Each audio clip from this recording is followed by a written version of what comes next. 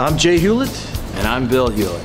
We were born to a postal worker father and a high school drama teacher mom. I'm a professional world-class chef. I'm a professional stand-up comic. And I've cooked for famous people like B.B. King, Robert Redford, and Kevin Costner. I've made audiences laugh on TV and in clubs and colleges across the country. And I've eaten in some of the best and worst places on the planet. I love cooking. And I love comedy. And now we're bringing our two passions together. We're traveling to all the cool places Jay does awesome stand-up, and I'm learning to prepare the local foods. We're comics that kill on the road and cooks that create in the kitchen. Road kills.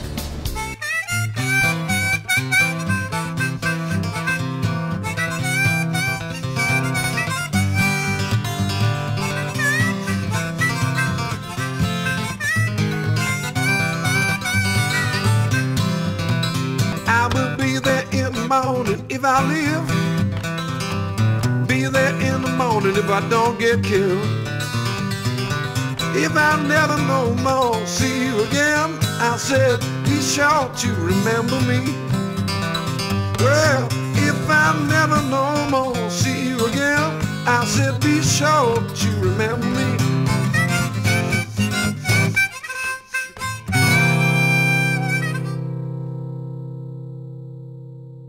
Hi, welcome to Road Kills. I'm Jay Hewlett. I'm Bill Hewlett. We're in Tampa Bay, home of the Buccaneers. You know, I perform stand-up comedy a lot in Florida, and Tampa is one of my favorite cities in the world. We're here in Ybor City, the historic district of Tampa Bay.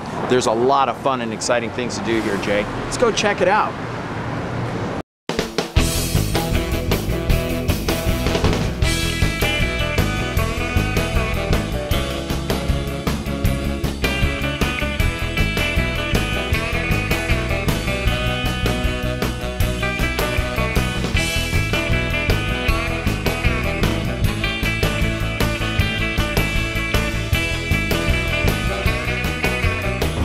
I'll be doing the comedy thing at the Improv. When you come to Tampa, make sure you check out the Laughing Cat, one of Tampa's best Italian food restaurants.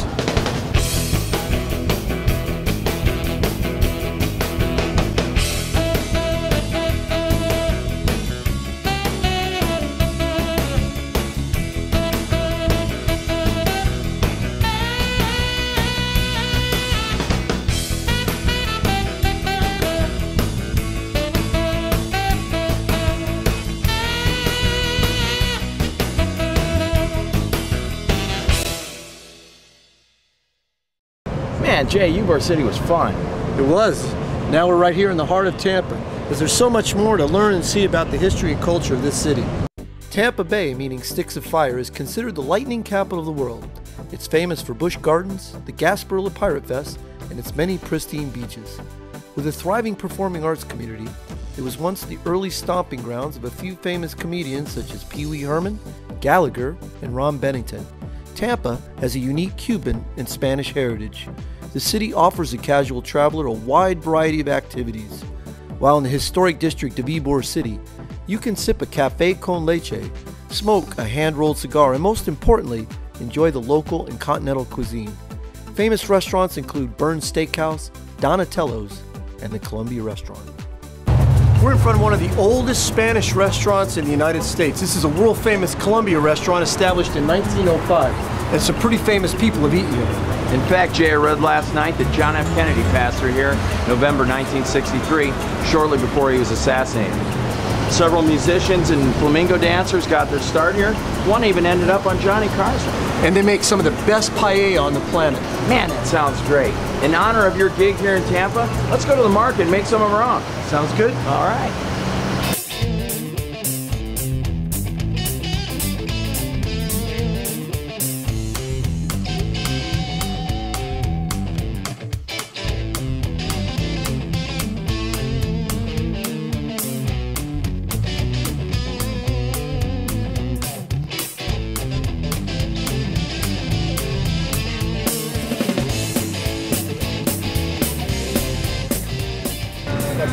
Wow.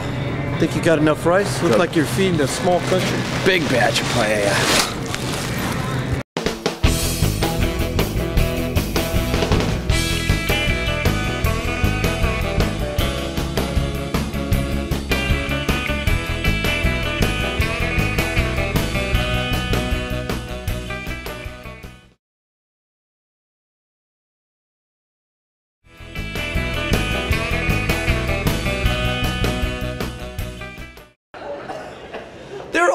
kinds of things now. You could get a magnetic bracelet. Have you seen these? They cure arthritis.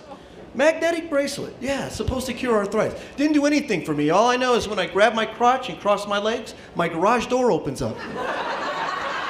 Been traveling around the Tampa Bay, Florida area, tasting some of the culinary delights in the greater Tampa area. I've been performing stand-up comedy at some of the local clubs. Done them all. The Improvs, I've done Catch a Rising Star, done the Chuckle Hut, the Laugh Shack, done everything between here and everywhere you can imagine. And I'm with my brother, Cordon Bleu trained chef, Bill Hewlett. Well, as you can see, my brother loves my cooking. But anyway, that's another story. I started 31 years ago busting suds at a small Italian food restaurant, Basil's Italian Food in Tucson. That wet my tooth. I think it's a genetic passion. My grandmother invented the Rice Krispie treat.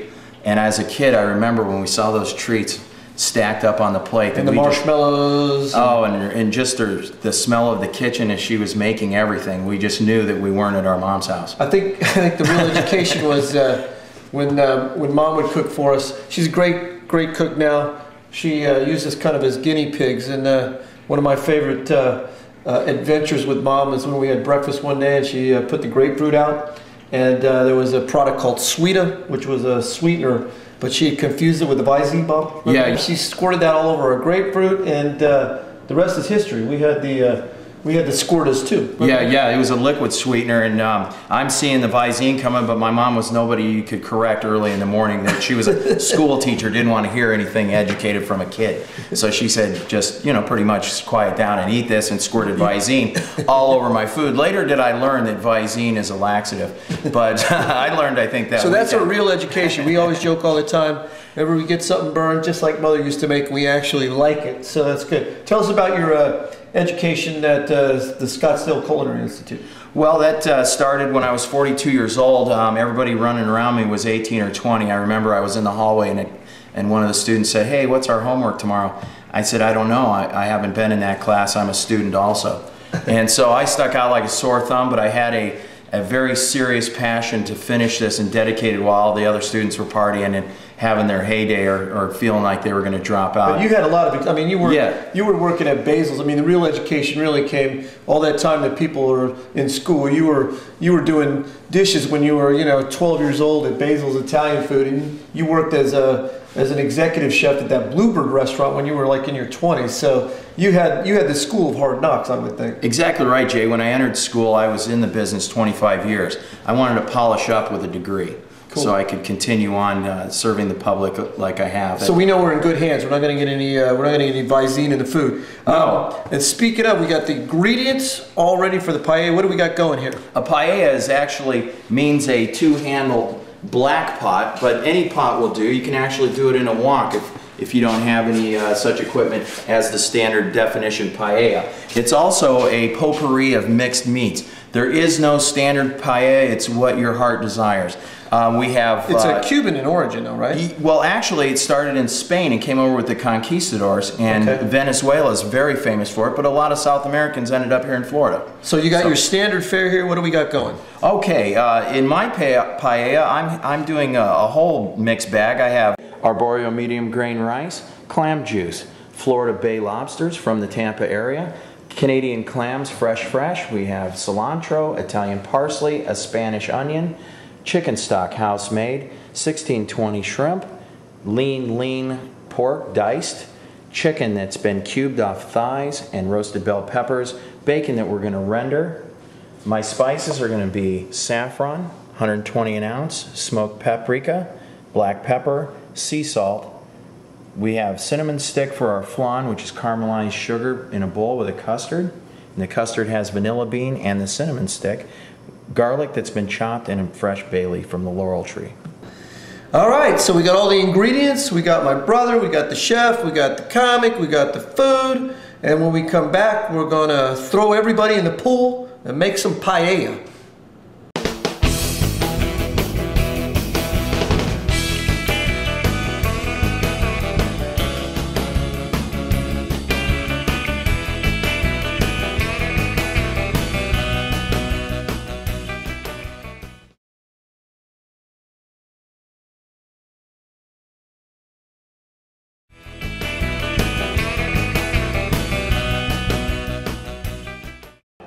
I love drinking. You ever been so drunk, though, you wake up the next morning in your truck and you realize, I don't own a truck? Anybody? Ever been so drunk at a party you did a Jell-O shooter, and then you realize that was a damn candle? Anybody? Hey, we're back from watching me be funny, and I gotta tell you people, I look marvelous. Well, I've been getting some laughs, and you've been yucking it up. My brother's been over here slaving over a hot paella. Oh, our rice is plumping. We're gonna add a little more stock, and we're gonna put our seafood back in the pool. Ah, speaking of seafood, I got crabs. Oh, what a relief. These are Cajun crawfish. Cajun crawfish. I'd have to go to the pharmacy for you one more time. Outstanding. Got that in there. And right now we're going to catch up with local resident, very funny woman, Helen Keeney, who, by the way, likes paella. And I don't even count, like I say I've been married twice. The first one I don't even count. It wasn't like a marriage. It was more like this really expensive date my dad paid for, so I don't even think of it like a marriage. But it was enough that I was like kind of screwed up, so I went to get some therapy because I wanted to get better. And therapists are kind of mean. They're kind of mean people. They give you this test, you know, that ink blot test, the 10 pictures of the woman stabbing her ex-husband.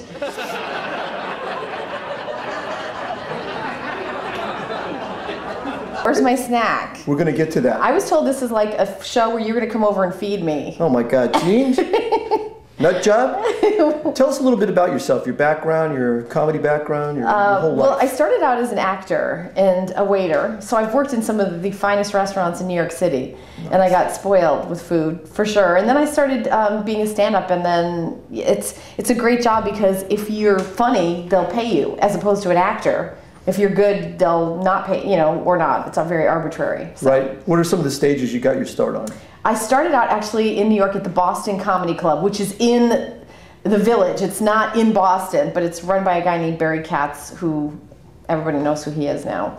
But yeah, I started there. I started there with Dave Chappelle and Jon Stewart and Sarah Silverman and Kevin Brennan and Louis C.K. and Mark Cohen and Mike Rowe and all these guys. So open mics, or were you actually... My second time on stage ever, I won $25 at the Boston Comedy Club. David Tell was the host, and Eddie Brill was in the audience, who now books Letterman. I do, yes. And it was like, I won, and they made me a regular after the second time I was on stage. So it was awesome. Spoiled. I was spoiled rotten. And I got a hosting job when I had been doing stand-up for 4 months. I was still an open micer. I hosted Short Attention Span Theater. Nice. Me and Brian